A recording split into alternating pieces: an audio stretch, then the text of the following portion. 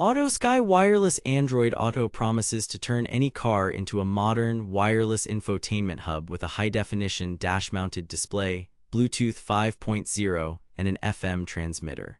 Either we've reached cord-free bliss on any dashboard, or we're about to experience another round of tech roulette. On paper, it supports Android Auto and CarPlay, hands-free assistance, and plug-and-play setup that sounds criminally generous for a budget add-on. But here's the thing, specs don't drive your car, you do, and the gap between marketing and real driving can be huge. I daily drove this unit for 2 weeks across city commutes and highway runs to see where it truly stands. I've put the direct link to check current pricing in the description, but before you click anything, let me show you what I discovered after 2 weeks of testing. What AutoSky says it does. The promise is clear. Bring modern CarPlay and Android Auto to any car without ripping out your dash. Simple plug-and-play setup via Bluetooth or FM to your car stereo.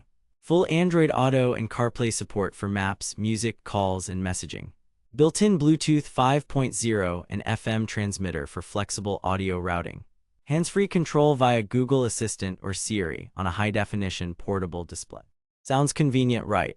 Especially if your car's head unit is stuck in 2010, but here's where things get complicated. Reality check. They claim easy setup. Reality check, it's easy if you've done this dance before. For a first-timer, you're pairing your phone to the display, then either pairing the display to your car's Bluetooth or tuning both to an empty FM station. That's 2 or 3 hops just to get sound. 1 screen, 2 menus, 3 potential failure points. Evidence. In my test, first-time setup took about 10 minutes including firmware check, and I had to reselect the FM frequency twice because of static. They claim high-definition visuals. What you actually get is a decent-looking, portable panel that struggles in direct sunlight.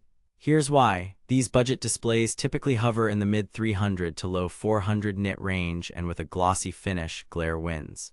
Evidence: at noon, with the unit at max brightness, Google Maps looked washed out against my windshield glare. It's usable but not confidently visible like a factory screen. They claim great sound through built-in Bluetooth and FM. Here's where it gets mathematically impossible. FM radio can't deliver true high fidelity. It's limited in bandwidth and dynamic range. If you go phone to display to FM, your audio is being compressed twice. Bluetooth can be better than FM, but many cars only support SBC and older Bluetooth stacks. Result: smeared highs and flabby bass compared to a direct wire or a native head unit. Evidence. On the same track, wired Android Auto in another car sounded noticeably cleaner. On AutoSky via FM, cymbals fizzed and vocals lost detail. They claim seamless Android Auto and CarPlay. What you actually get is mostly seamless until it isn't. Here's where things get interesting. Wireless AA CarPlay relies on a Wi-Fi link between your phone and the unit, and that's sensitive to interference. Combine that with a separate Bluetooth or FM hop for audio, and you've built a latency sandwich. Evidence: tapping next track had a noticeable delay, and Maps voice prompts occasionally cut the first syllable. On 2 drives, my phone needed a reconnection cycle after stopping for gas. They imply hands-free calls are effortless. Reality: your results depend entirely on microphone placement and noise. The built-in mic on these displays is small, close to the windshield, and far from your mouth. Highway calls were passable but echoed in my tests.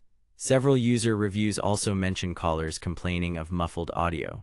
That's not hands-free magic, that's physics. They suggest plug-and-play versatility. But wait, there's more. No integration with your car's steering wheel controls or backup camera. This is a freestanding display. You'll be tapping the screen rather than using native buttons, and when you shift into reverse, your factory camera will not show up on this unit. The plot twist: you end up juggling 2 systems, the car's original interface and AutoSky's display. That's not switching, that's expensive confusion. Detailed breakdown. Display and touch. The screen looks fine in the shade and at night. Touch responsiveness is acceptable, not smartphone level. Here's what nobody tells you. Suction cup mounts can vibrate on rough roads, making small taps frustrating. The bezel is basic plastic. If you hate cable clutter, be prepared. The power lead and any AUX line will snake across your dash unless you spend time on cable management. Sound quality. FM mode is the weakest link. Expect hiss, especially in crowded radio markets. Bluetooth to car is cleaner, but it's still a compressed hop after the phone to display link. Compared to a factory-wired connection, bass loses impact and stereo separation feels narrower. Podcasts are fine, music lovers will notice the downgrade. If your car has an AUX in, use it, it's the best of the three, but many cars don't. Connectivity and latency. Boot time from power, roughly 20-30 seconds before it's fully ready. Wireless Android Auto usually reconnects within 10-20 seconds after initial pairing, but I experienced 2 mornings where it hung until I toggled Bluetooth. Latency is most obvious when skipping tracks and during voice prompts. Navigation itself is stable once locked in, but in dense Wi-Fi areas, expect the occasional hiccup. Build and mount. Lightweight plastic standard suction mount with a dash pad. It holds, but summer heat can loosen any suction mount. What the marketing doesn't mention, you'll want a low-glare screen protector and maybe a more robust third-party mount if your roads are bumpy. The included 12V power adapter works, but it ties up your cigarette lighter and adds dashboard spaghetti. User feedback patterns. Scanning buyer reviews across multiple sites. Recurring themes are audio quality complaints on FM, occasional Bluetooth drops, and sunlight visibility.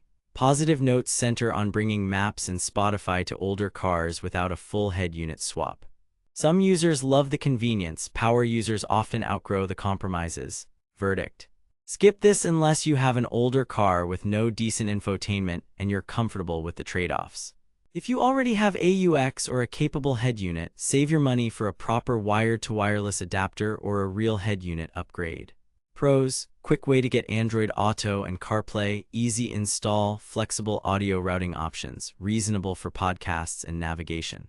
Cons: sound quality compromises, sunlight visibility, occasional connection hiccups, no integration with factory controls or cameras, cable clutter.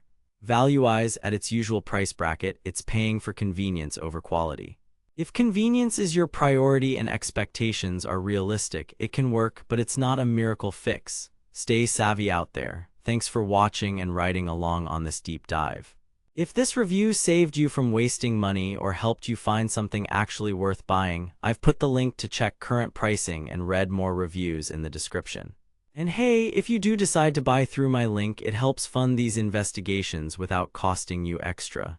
Got questions or want me to test a different wireless setup next? Drop a comment. New breakdowns every week. Subscribe so you don't miss the next tech roulette winner or loser. Keep it sharp, keep it honest.